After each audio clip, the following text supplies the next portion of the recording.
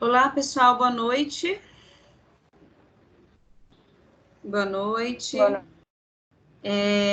Eu gostaria de informá-los que nós vamos iniciar nossa aula e que nós estamos gravando essa aula, porque posteriormente ela vai ser colocada no AVA para que vocês tenham acesso novamente, para que vocês revisem novamente e quem não pôde estar conosco hoje consiga ter a aula gravada no portal, tá bem? Então, vamos lá.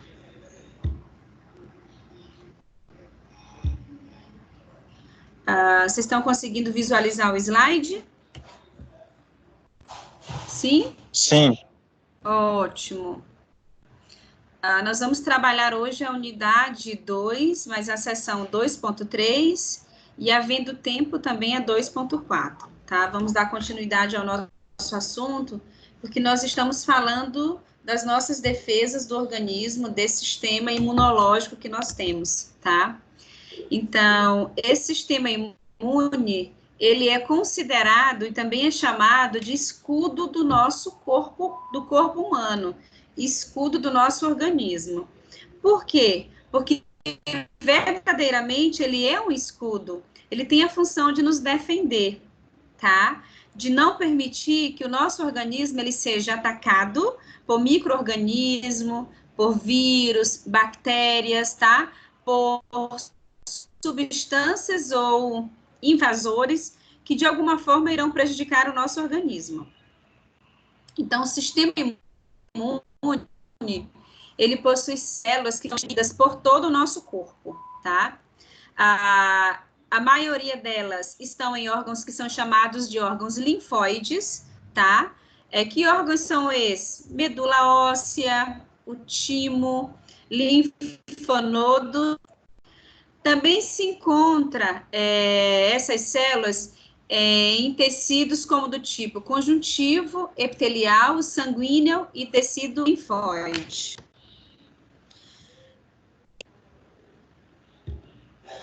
Então, algumas regiões específicas organizam-se na forma de estruturas pequenas, denominadas de quem? Nódulos ou tecidos linfóides, que estão associados a mucosas, tá? Que mucosas são essas? Nós temos as tonsilas faríngeas, que são as adenoides, temos as tonsilas palatinas, que são as amígdalas, e temos a placa de Peyer, ou Peer, como vocês preferirem chamar, isso muda de um autor para o outro, tá bem? Essa placa de Peyer são vários linfonodos na mucosa do último segmento do intestino delgado, que é lá no íleo, na parte do íleo.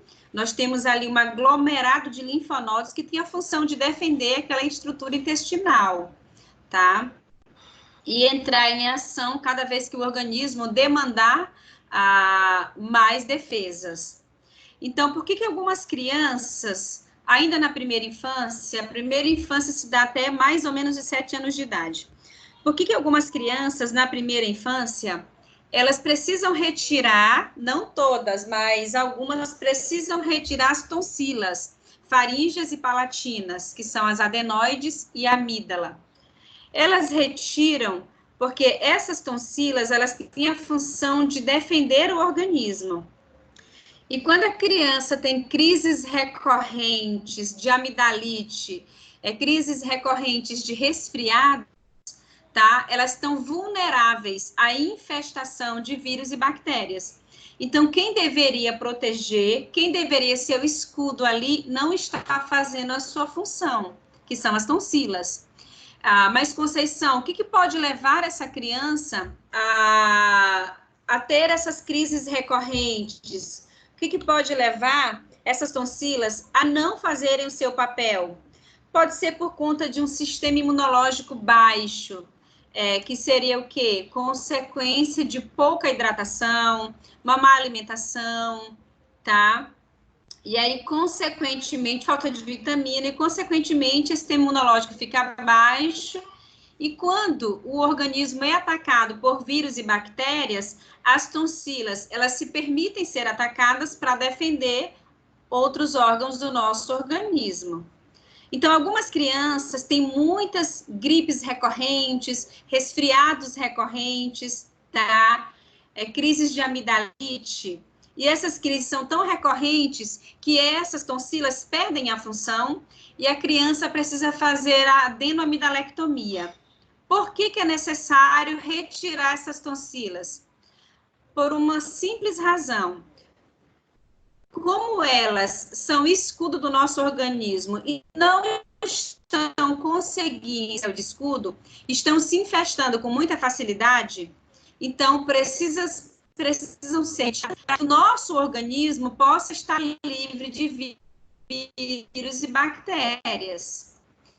Porque, veja bem, se você tem que ter um escudo para lhe defender, não está lhe defendendo, pelo contrário, ele está se permitindo ser infectado, e aí acaba jogando vírus e bactéria no seu organismo. Então, perdeu a função que deveria ser exercida como escudo. Por isso que algumas crianças desenvolvem a adenoide, ela vai sendo infestada com recorrência, abre-se processos inflamatórios, e ela acaba crescendo ali naquela região do nariz. E assim são as amígdalas. De tanta recorrência de infestação, aumentando de tamanho, tá ficando hipertrofiada, o que leva, então, quando ela está inflamada, a praticamente fechar o canal da via oral, da boca. Então, ele perdeu a função e aí precisa, sim, ser retirado. Por isso que as crianças fazem a cirurgia de adenoamidalectomia, porque esse escudo não está funcionando. E isso é muito claro. Quando a criança faz a cirurgia que retira, ela diminui 90%, quase que 100%, de 90% a 100%, as crises de amidalite e a coriza, que é causada pela tonsila faríngea.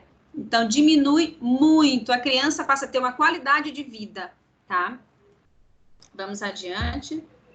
O organismo ele é invadido por antígenos na tentativa de destruir essas defesas que nós temos. As células de defesa elas são produzidas nos órgãos e tecidos linfóides e são denominados de linfócitos. Então, essas defesas são chamadas de linfócitos. Esses são responsáveis por originar uma resposta imunológica, tá? Quando os órgãos linfóides são classificados quando eles são infestados. E esses órgãos linfóides, eles são classificados em primários e secundários, sendo que essa classificação, ela vai de acordo com a origem e a maturação das células linfóides. Então, os órgãos primários são quem? A medula óssea, tá? E o timo, que é o local onde os linfócitos, eles iniciam a expressão e os receptores de antígeno. Então, é primário porque inicia ali, tá? Vem primeiro. Então, o organismo é atacado e imediatamente eles entram em ação, os linfócitos. E já os secundários, eles são os linfonodos, que nós encontramos onde? No baço, tá? O baço, ele produz linfonodos, e o tecido linfóide, ele está associado às mucosas também, tá bem? Nesse caso, os linfócitos, eles são expandidos e são produzidos, tá? Eles produzem células de memória efetoras. O que é isso? Eu quero dizer para vocês que quando o nosso organismo, ele é infestado por algum patógeno, o nosso organismo, ele automaticamente cria anticorpos para combater esse patógeno. E aí, no segundo momento que é novamente infestado, existe já anticorpo que combate, que são as células de memória que existem ali. Então, o vírus e bactérias até tenta infestar o organismo, mas já existe um anticorpo que vai de encontro com ele e que ele acaba cedendo e não consegue infestar. Porque o nosso organismo já tem a célula de memória, já reconhece aquele agente. A medula óssea, ela está localizada no interior de alguns ossos, sendo o local de produção de linfócitos do tipo B, tá? Além dos linfócitos, após o desenvolvimento embrionário, todas as células do tecido sanguíneo também são produzidas a partir da medula. Pessoal, o que eles estão querendo dizer para a gente com isso? O que a literatura diz? Que essa produção de célula de defesa, ela começa ainda quando nós estamos sendo formados, ainda na fase embrionária. Então, um embrião no ventre de sua mãe, ali naquele processo de desenvolvimento, tá? Onde ele vai desenvolver as estruturas, os membros, o sistema nervoso central, mas também está sendo desenvolvido um sistema de defesa, tá bem? Que nós chamamos essas defesas de inata, ou seja, você já nasceu com elas. Essas células são derivadas das células tronco, a célula mãe, e isso a gente chama de hematopoéticas, as quais são quem? Pluripotentes. As células de tronco, elas têm uma potência muito grande, tá? Por isso que é pluri, várias, né, potentes. E dão origem a outros tipos de células que vão proteger também o nosso organismo. Que células são essas? São as megacariócitas e também as células que a gente chama de eritróides, a granulocíticas e a monocíticas, e também as linfócitas. Sendo essa última responsável pela formação dos linfócitos B, e das células natural killer. O que é isso? Isso quer dizer para a gente que os linfócitos B, eles originam de células que são naturais do nosso organismo, que são chamadas de natural killer. O nosso organismo, ele desenvolve células naturais com o objetivo de defesa, tá? Ele trabalha a todo momento. Quando é que um antígeno ele consegue nos infestar? Para que ele nos infeste, ele tem que ter rompido várias barreiras, porque nós temos várias defesas no nosso organismo. Então, quando ele consegue romper essas barreiras e nos infestar, é porque o nosso sistema imunológico ele está baixo, nós estamos com as defesas baixas. Mas o que pode levar as nossas defesas a ficarem baixas? Pouca hidratação, tá? Uma alimentação que não é equilibrada, falta de atividade física, tá bem? Descanso, falta de descanso. Às vezes a gente dorme muito pouco, tá bem?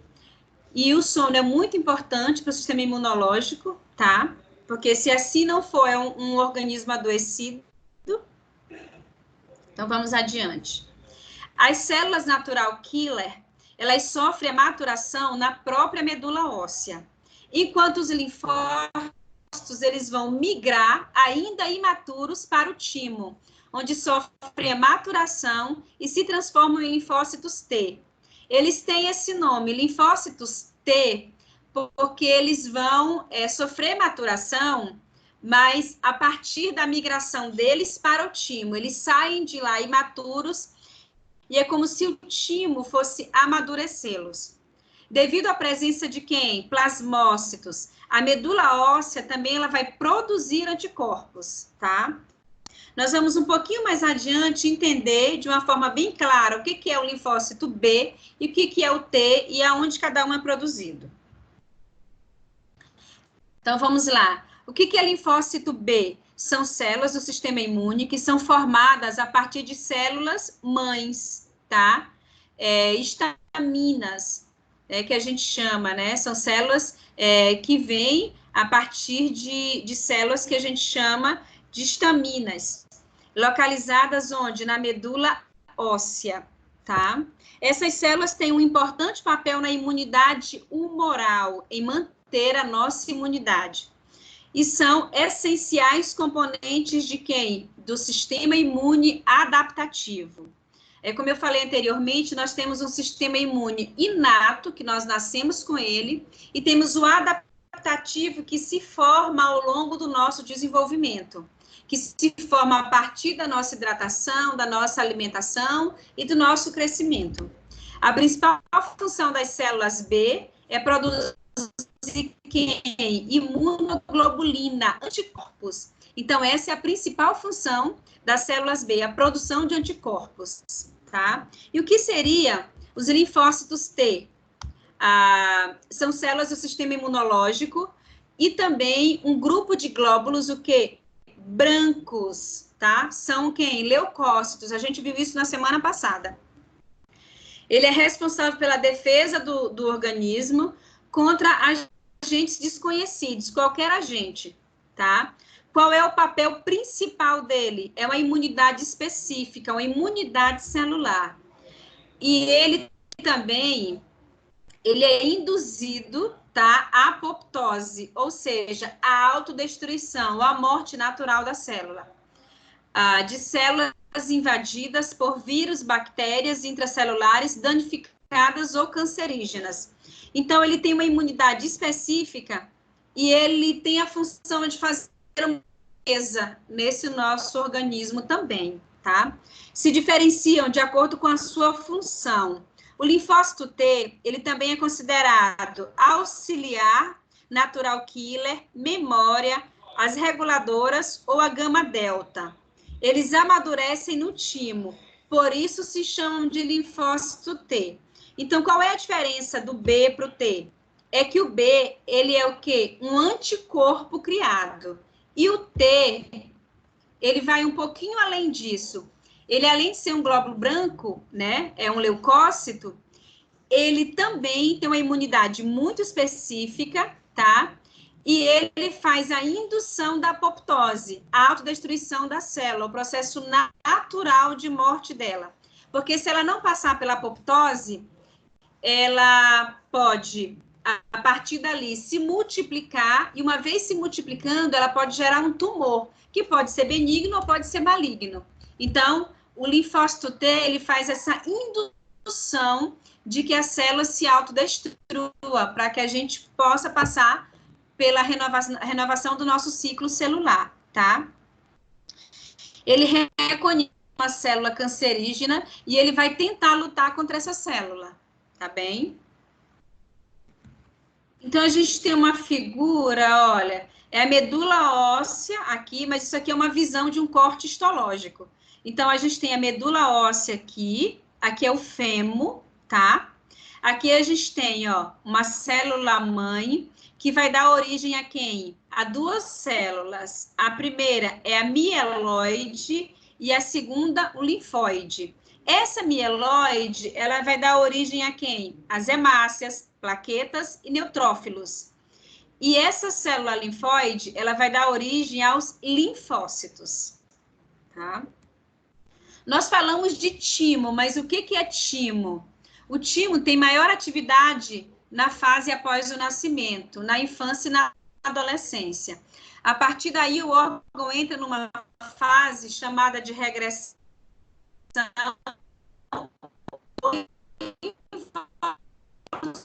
Ele é um órgão muito importante, tá? Na produção de defesa do nosso organismo. Só que há autores que dizem que na vida adulta ele perdeu essa função. Ele não tem mais essa função. Essa função vai ser exercida pela medula óssea e também pode ser exercida pelo fígado, tá bem? Então, o timo, ele perdeu essa função na vida adulta, mas ele ainda é um órgão que ele tem uma influência no nosso organismo. Há autores que dizem que quando nós estamos em tecidos, o timo, ele tá? E quando nós estamos bem, com o nosso estado de humor, ele tá tranquilo lá. Mas numa fase em que nós estamos entristecidos, ele reage também ao nosso organismo. Então, uma fase que nós passamos de tristeza, ele automaticamente murcha, fica bem murchinho, bem pequeno, respondendo a esse organismo. Então, os órgãos linfóides secundários, esses desencadeiam uma resposta imune adaptativa. Então, os órgãos linfócitos primários, ele traz o que? A imunidade inata, aquela que você nasce com ela. E os órgãos linfóides secundários, ele traz quem? Uma resposta adaptativa, tá? Por conter grande concentração de antígenos. Então, ele faz o quê? Ao longo das nossas vidas, ele vai se desenvolvendo, que é a resposta imune adaptativa. Dessa forma, chegam nesses órgãos secundários as células apresentadoras de quem? Antígenos, que vão possibilitar uma interação do antígeno com as células efetoras, tá? Sendo essa última responsável por destruir, tá bem? E inativar os antígenos, iniciando assim uma resposta imune adaptativa. Eu quero dizer para vocês que quando o nosso organismo ele é atacado, a primeira que responde, a primeira resposta, o primeiro escudo, vamos pensar assim, que entra em ação é o sistema imunológico primário, é a resposta primária. Então, o primeiro escudo, a primeira barreira que entra em ação. Se antígenos, eles rompem essa barreira, se ele é infestado, eles conseguem romper essa barreira, mas ele vai ter uma segunda barreira, que é a resposta adaptativa, tá? É o nosso sistema de resposta imune adaptativo, que é a segunda barreira.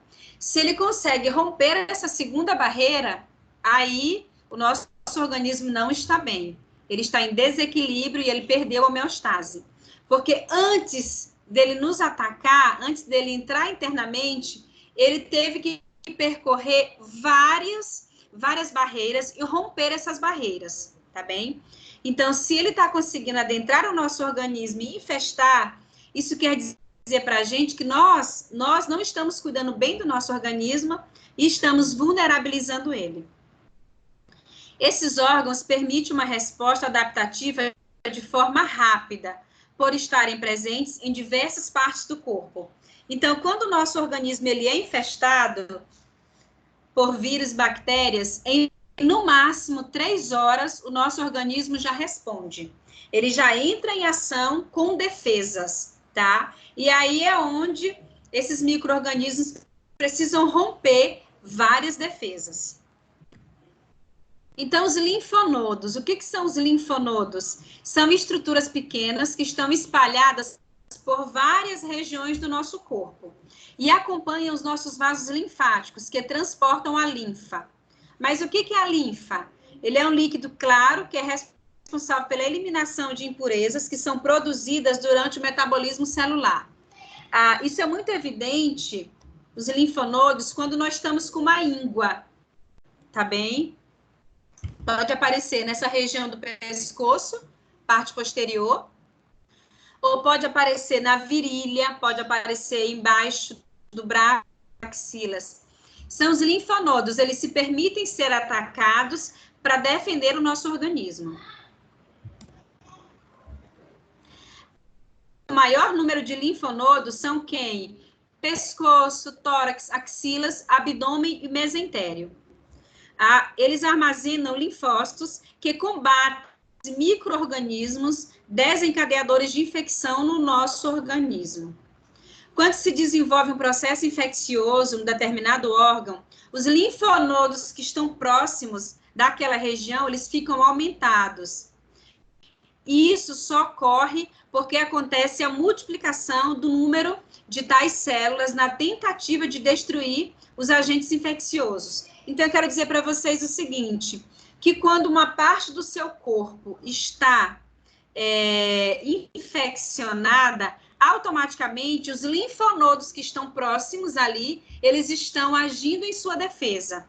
Por isso que às vezes você sente esse linfonodo dolorido, inflamado, você tem essa íngua. Por quê? Porque ela está te defendendo, ela está se permitindo ser infestada para defender o seu organismo. Assim, os linfonodos, eles se tornam inchados e doloridos. Por exemplo, na infecção de garganta com formação de ínguas na região do pescoço. Então, quando a gente está com uma infecção de garganta, ou adulto ou a criança, automaticamente os linfonodos dessa região do pescoço, eles entram em ação, tá? Eles se multiplicam ali para defender o nosso organismo, porque eles têm a função de escudo. Nós falamos da parte do intestino. Então, aonde que tem linfonodos presentes no intestino? Nós temos lá no mesentério. O mesentério, ele é um ligamento que dá suporte às nossas alças intestinais, de parte do intestino delgado, constituído, tá, por parte do peritônio. Então, aqui a gente tem, pessoal, olha aqui, ó, o mesentério, que são essas alças, tá bem? E tem a função de defender o nosso organismo. Então, micro-organismos que adentram o organismo aqui, chegando aqui, eles vão encontrar células de defesa, tá bem? Então, isso aqui é a figura de um... Aqui a gente tem um linfonodo, olha que figura linda aqui, ó. Esse aqui está mais concentrado na região do tórax, mas a gente tem ao longo do nosso corpo, em várias partes. E o que é o baço? A gente citou que o baço é um órgão linfóide, mas o que é o baço? Ele está situado no abdômen, entre o fundo do estômago e o diafragma, tá? No livro de vocês, diz que ele está situado no lado direito, tá bem? Mas é o seguinte, tá correto? Eu não considero errado, mas tem autores que consideram que o baço ele está no lado esquerdo. Por que então fala-se que ele está no direito? Porque uma porçãozinha dele, uma parte pequena, pegou o lado direito, mas a maior parte dele está no esquerdo, tá bem? É responsável pela destruição das hemácias que se encontram no fim do ciclo vital. É o processo denominado de hemocaterese, que são quem? As hemácias envelhecidas, tá? Essas hemácias envelhecidas, o baço, ele tem essa responsabilidade de fazer quem? A destruição delas. Uma vez elas sendo destruídas, irão gerar ali novas hemácias para o nosso organismo. A sua função principal é filtrar o sangue, tá? Contra quem? Contra os antígenos. Dessa forma, apresenta as células que são chamadas de quem? Macrófagos, tá? Ativos em seu interior, que realizam a destruição desses invasores através de quem? Da fagocitose. Sempre que a gente ouve falar em macrófagos, a gente tem que associar a fagocitose, porque a função deles é destruir e fagocitar. Eles engolem essas células, tá? Com o objetivo de defesa do nosso organismo. O baço não é um órgão vital. Ele pode ser removido de duas formas. Uma, ou porque ele adoece, por patologia que é doença, tá? Ou então ele pode sofrer algum trauma, algum acidente. E aí ele pode ser removido. E quando ele é removido, quem faz essa função que ele desenvolve? Automaticamente o organismo passa para a medula óssea desenvolver, tá? E o fígado também. Então, as funções que eram do baço e a pessoa perdeu o baço, tá? Então, o fígado e a medula óssea passa a desempenhar essas funções. Eu quero dizer para vocês que a gente pode perder o baço por doenças, que aí você é obrigado a retirar o baço, ou então você pode sofrer algum acidente, bater essa região de abdômen superior e ele se romper. Como ele é um órgão altamente vascularizado, ele se rompe e gera ali uma hemorragia interna. Uma vez gerando essa hemorragia interna, o paciente precisa ir à cirurgia com urgência, porque aí retira ali o baço e faz a limpeza dessa hemorragia. Você não depende do baço para sobreviver, ele não é órgão vital, ele é órgão acessório. E quando você perde ele, tá? Você automaticamente, essas funções, elas são repassadas a outros órgãos, que são quem? A medula óssea e o fígado. As tonsilas, eu falei logo no início, tá? Que é a tonsila faríngea, adenoide, e a tonsila palatina são as amígdalas. Estão na extensão da faringe, esse epitélio, e atua como mecanismo de defesa contra possíveis invasões de micro-organismos, tá? E as vias, que vias são essas? Uma é a via respiratória, que é onde a gente tem as adenoides lá dentro, e a outra é a via oral, que é a via de alimentação. Então, uma através do nariz e a outra da boca. E essa placa de Meyer, ou PIR, como preferir chamar, né? São estruturas formadas por aglomerados de células linfóides, tá? São linfócitos, que estão situados na mucosa do intestino e do apêndice cecal. O apêndice, pessoal, é o apêndice que a gente chama de apêndice vermiforme do seco. Elas apresentam a função de inativar e destruir antígenos que passam pelo intestino. Professor, então o que é apendicite? Apendicite é uma inflamação desse apêndice, porque o apêndice ele tem uma função de reter, tá? Vermes, reter bactérias. Então, quando o apêndice ele se inflama, quando ele está inflamado, não aguenta mais, tem muita verme ali, muita bactéria. E aí ele começa a inflamar e dá sinais dessa inflamação. O paciente sente dor na região do abdômen inferior. E quando ele está inflamado, ele precisa ser removido, tá bem? Porque se deixar ali, ele vai se romper. E uma vez rompido, ele vai jogar naquele intestino, ali onde ele está localizado, naquela área, bactérias e vermes. E isso causaria no paciente uma septicemia, que é uma infecção generalizada. Então, é por isso que precisa retirar o apêndice quando ele está numa fase de apendicite. Porque se deixar ali, ele vai se romper, estourar, e vai encher aquela parte do intestino de bactérias, de vermes, e aí, infestando ali, pode-se ter uma infecção generalizada, que é uma septicemia. Vamos adiante, vamos falar, então, da seção 2.4, que é o sistema de defesa do corpo humano. Esse sistema imune, ele apresenta 3 linhas de defesa. A gente já vem falando isso já nessa unidade 2. Sendo a primeira e a segunda parte da imunidade, ela é inata, e a terceira é chamada de adquirida. Quando a gente fala de escudo, lá na 2, a gente trata de 2. Aqui a gente visualiza 3. Sendo a primeira e a segunda essa imunidade inata, e a terceira uma imunidade adquirida. No final da aula, a gente abre, pessoal, para pergunta, tirar dúvida, tá bem? Então, dessa forma, existem 2 tipos de resposta, tá? Uma resposta inata, que é aquela que você nasce com ela, e uma resposta adquirida. A resposta imune inata, ela também é conhecida como não específica. É a primeira linha de defesa do organismo contra qualquer infestação, tá? E possui esse nome porque o termo inato significa natural, ou seja, você já nasceu com essa resposta. Portanto, não é preciso contato prévio com o patógeno para a resposta se iniciar. Na hora que o organismo ele é atacado, automaticamente ela entra em ação.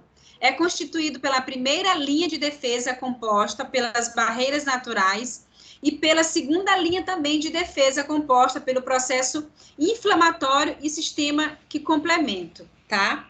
Então, na hora que o antígeno entra, ele vai encontrar as nossas defesas, o antígeno, né? A resposta inata, ela está programada a responder rapidamente aos processos infecciosos e também influencia, tá, na resposta imune adquirida. Ela entra em ação, quando ela não consegue atender essa necessidade específica, automaticamente a resposta adquirida ela é acionada, tá bem?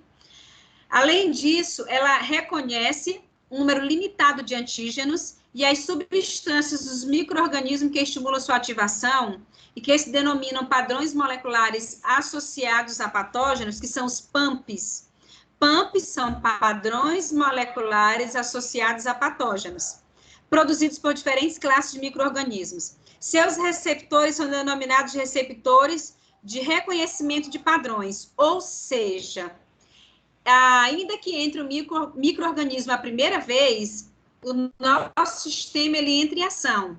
Só que quando ele adentra o nosso organismo, automaticamente é criada uma memória. Então, cada vez que ele for infestar o nosso organismo, nós já reconhecemos e temos anticorpos para combatê-lo.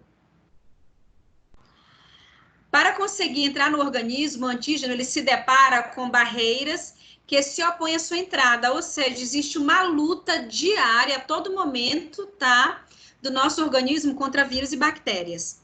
As barreiras são classificadas como barreiras mecânicas, microbiológicas e químicas, como, por exemplo, de barreiras mecânicas, pode-se citar o muco que está presente onde? Na vagina, na cavidade nasal, no trato respiratório. É por isso que o nosso trato respiratório, ele não pode ficar ressecado. Ele tem uma leve umidificação, ali é muco. Porque na hora que o micro-organismo tenta entrar, tá? Ele até tenta, mas aí o nosso organismo, ele entra em ação. Às vezes, quando nós espirramos, é uma resposta a essa entrada de micro-organismo. E a vagina, por que a vagina também, ela não fica 100% seca? Porque ela tem um muco ali. Como a vagina é um orifício, um canal aberto, esse muco que tem ali, ele está ali para justamente defender aquele canal de micro-organismos. Ele ajuda a proteger os locais contra as infecções, inibindo a mobilidade dos micro-organismos. Normalmente, ele lança para fora esses micro-organismos, tá? Ele lança para fora do corpo, através de quem? De um espirro, tá? Outras formas de expulsar os organismos invasores são por meio de quem? De vômito, por meio da tosse, da diarreia e também da descamação da pele. Quando a pele descama, não necessariamente ela está ressecada, mas ela pode estar ali se defendendo de micro-organismos, tá bem?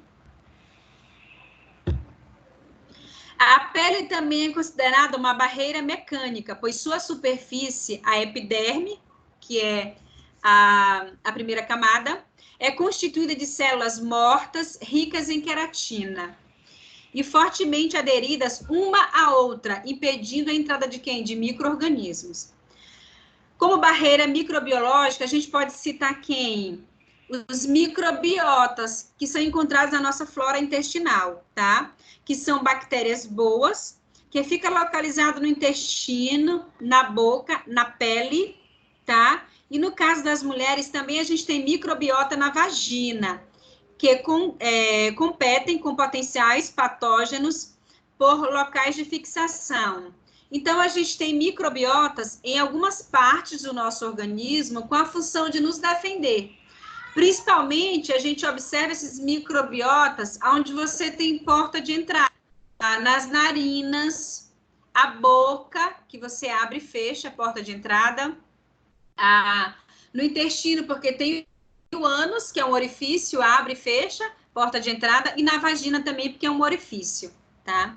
A microbiota, ela reduz a probabilidade desses micro-organismos se multiplicarem em número suficiente para causar uma doença. Então, os micro-organismos, eles até tentam adentrar o nosso organismo, mas ele automaticamente entra em ação.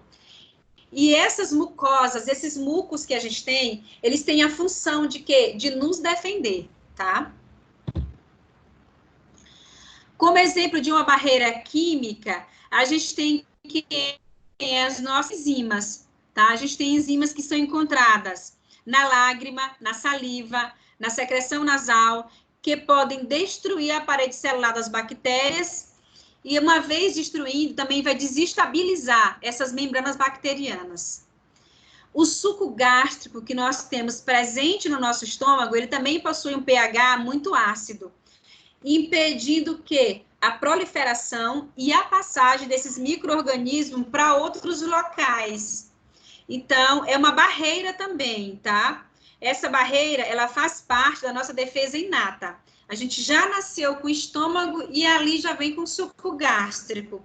Então, a função daquele suco gástrico é também, além de degradar, tá?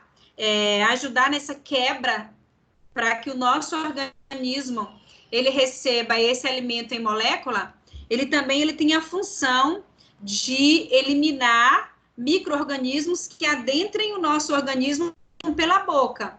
Então, entra na boca, A gente tem a mucosa ali, mas ela não conseguiu vencer esse micro-organismo. Aí ele vai seguindo para o estômago. Lá, o suco gástrico, ele é ácido, muito ácido, e ele acaba morrendo ali. Se o antígeno conseguir superar as barreiras, entrando por uma lesão, ele encontrará células no tecido que iniciarão a resposta imune. O que é isso, pessoal? Às vezes a gente se lesiona, corta, né? Você tem um corte em uma parte do seu corpo, e ali é uma porta de entrada para vírus e para bactérias, para micro-organismos. Então, o nosso organismo, ele vai automaticamente entrar em ação, ele vai acionar essa defesa, tá? Essa região, ela automaticamente vai ser mais vascularizada, com a intenção de quê? De evitar um processo infeccioso, aonde foi lesionado. Essa resposta, ela ocorre aproximadamente após 3 horas da entrada da bactéria no tecido, por meio da ativação de quem? Dos macrófagos, tá? Que são responsáveis por quem? Por fagocitar, tá? Destruir os micro-organismos. Os macrófagos, a gente viu na semana passada, que eles são tipos de leucócitos, tá? Quando não ocorre a barragem desses antígenos, ele se instala no tecido e, consequentemente, ocorre uma infecção. Então, quando você tem uma infecção, é porque o seu sistema está imunológico está baixo e o organismo não tem como te defender. As principais células que participam dessa ação são quem? Neutrófilos e macrófagos, tá? E também a gente tem as células natural killer, que é natural do nosso organismo, tá? Os neutrófilos e os macrófagos, eles possuem o quê? Receptores para reconhecer inúmeros antígenos e micro-organismos.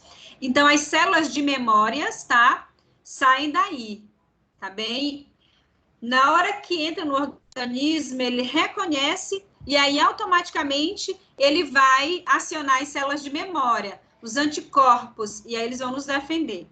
As células NK, que é natural killer, o naturais killer, tanto faz, elas possuem esses receptores, mas reconhece, além disso, além desses micro-organismos, elas reconhecem também células com alterações tumorais, tá? As células cancerígenas, as nossas células naturais killer, elas reconhecem, tá bem? E elas lutam a todo momento para destruir, mas só que nem sempre consegue, porque não tem quem? Sistema imunológico bom, ativo para isso.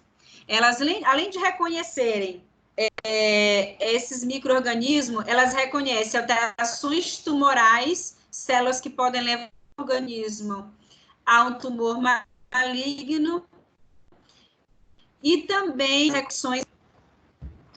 Os neutrófilos e macrófagos, quando encontram um antígeno ou um micro-organismo, ligam-se por meio dos receptores, englobando esses agentes por um processo chamado de fagocitose, no qual eles são degradados no interior da célula pela ação de enzima digestiva ali presente. Essas células NK, naturais killer, elas possuem grânulos que auxiliam a destruição das células-alvo e facilitam também a entrada de proteínas, que vão quem? Induzir a apoptose, é a morte programada da célula, tá bem? Então, a gente pode perceber que a gente tem várias células que trabalham em prol dessa apoptose, ou seja, fazer com que a célula tenha sua morte natural e que seja renovado o nosso ciclo celular. Assim, eliminam as células com alterações e com infecções. Outra forma de ativar as células naturais killer é por meio dos macrófagos, os quais fagocitam as células infectadas e auxiliam a remoção da infecção. Na resposta aos macrófagos e neutrófilos, eles liberam o quê? Liberam substâncias, que são quem? Citocinas e quimiocitocinas, que são sinalizadores químicos, que vão recrutar mais células para combater qualquer substância estranha. Então, eles liberam, tá, uma substância, e liberando essa substância, vão ser acionadas outras células, tá bem? Para substâncias estranhas. Caso essas células não consigam eliminar todas as substâncias, iniciam-se, então, um processo de quem? De inflamação. Mas a inflamação, quando ela vai iniciar, o nosso organismo já lutou muito para que isso não aconteça. Então, a inflamação aguda, o que é isso? O que é algo agudo? É rápido e intenso. E a segunda linha de defesa da resposta imune inata ocorre quando os agentes agressores, eles ultrapassam as barreiras naturais e invadem os tecidos, tendo a duração de até 3 a 4 dias. Então, logo que se inicia um processo de inflamação, automaticamente é criado barreiras naturais para impedir isso.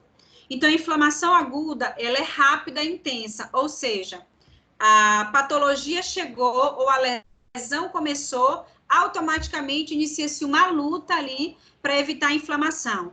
Só que, quando nós não conseguimos vencer essa inflamação aguda, ela pode se tornar uma inflamação crônica, a longo prazo. E aí é quando a gente tem, por exemplo, as artrites, as gastrites, as laringites, dentre outras. Então, após a inflamação aguda, se a gente não trata, não cuida, ela pode evoluir para um processo de inflamação crônico, que é a longo tempo.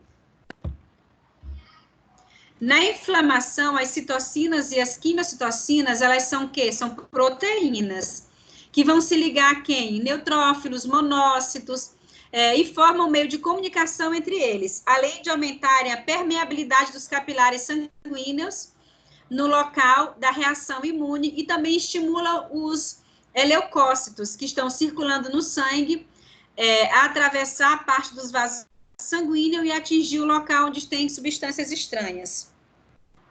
As quimiocitocinas, elas atraem mais células de defesa para aquele local, tá? Então, também participam como mediadores químicos inflamatórios a histamina, que aumenta a irrigação sanguínea no local da reação. E também a gente tem mais um mediador químico, que se chama de quem? É a prostaglandinas, que atuam, tá? E aumentam a permeabilidade dos capilares sanguíneos próximo da inflamação.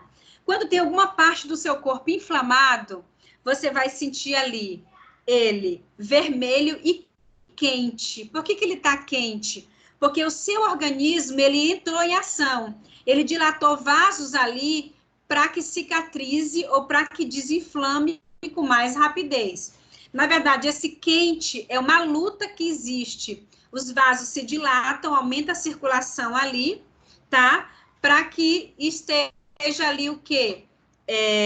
Esteja ali rompendo, tá? Com que essa inflamação, ela venha a ser rompida para que essa inflamação, ela não venha evoluir para uma infecção.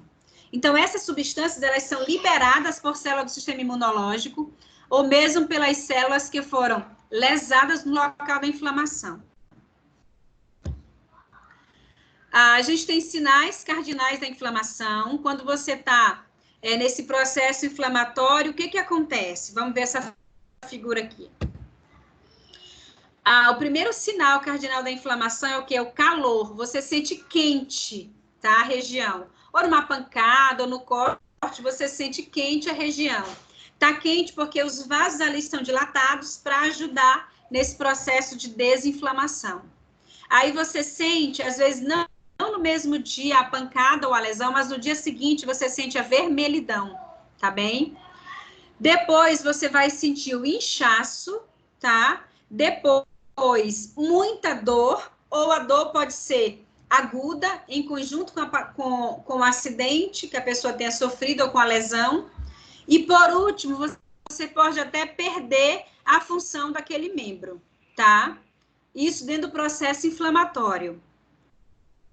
A necrose, o que é a necrose? A necrose começou com um princípio de inflamação, aí evoluiu para uma infecção, e aí o que aconteceu ali na necrose? A necrose é a morte forçada daquela célula pelo processo de infecção. Então, a gente tem um sistema complemento que ele é constituído por glicoproteínas plasmáticas que são sintetizadas no fígado, e também os macrófagos e os fibroblastos, sendo denominados de proteína C reativa. Quando a gente está com alguma inflamação no nosso organismo, isso aqui é um mediador químico, ele aponta. Quando a criança está com infecção de garganta, qualquer infecção, que o pediatra quer saber se existe um processo inflamatório, ele pede a proteína C reativa, um exame, que é coletado através do hemograma, né? Você solicita o hemograma e solicita esse complemento, que é a proteína C reativa, para ver se existe algum tipo de inflamação naquele organismo. Essas proteínas possuem o quê? Atividade proteolíticas, que ativam um evento cascata, em que se produz diversos mediadores, que altera a permeabilidade vascular e contribui para o processo inflamatório, tá? Então, quando você está num processo inflamatório, a proteína C reativa, ela vai mostrar isso. Um exemplo de um caso clínico, pessoal. Vamos exemplificar uma situação real em que um jogador de tênis começa a sentir dor no cotovelo direito e percebe que ele está inchado. Qual é o possível diagnóstico desse paciente? Qual seria a resposta? Inchaço e dor são dois dos sinais cardinais da inflamação. Então, provavelmente o diagnóstico seja o quê? Tendinite dos músculos que se insere no cotovelo, ou seja, um processo inflamatório dos tendões. Nesse caso específico, provavelmente devido aos jogos contínuos de tênis, o estresse repetitivo da região do cotovelo provocou o quadro patológico denominado de quem? Epicondilite, tá? De tenista, que é a inflamação dos tendões e epicôndilo do cotovelo, pelo esforço repetitivo, a mesma prática diária daquela atividade física. Então, todo o processo inflamatório gera sinais cardinais da inflamação. Calor, rubor, edema, dor e, no final, perda da função, por último, né? A inflamação causada pela irritação da mucosa do estômago, por exemplo, de uma paciente com gastrite, ela gera desconforto no sistema digestório, tá? E aí, quando você vai a uma consulta, você vai relatar esses sintomas que você sente. Então, assim pode se traduzir que esse desconforto, ele pode ser como eritema, tá? Um edema e um aumento da temperatura, devido ao aumento de quem? Da permeabilidade dos vasos sanguíneos e a vasodilatação. Todos esses sinais culminam um déficit da função geral do estômago, com a sensação de má digestão, porque existe uma gastrite instalada. Todo o processo inflamatório, ele traz calor, rubor, edema, dor e até perder a função. Pessoal, então hoje nós ficamos por aqui, tá? Eu vou parar um pouquinho a nossa gravação para que a gente faça as perguntas que são necessárias, tire as dúvidas, tá? Só um pouquinho.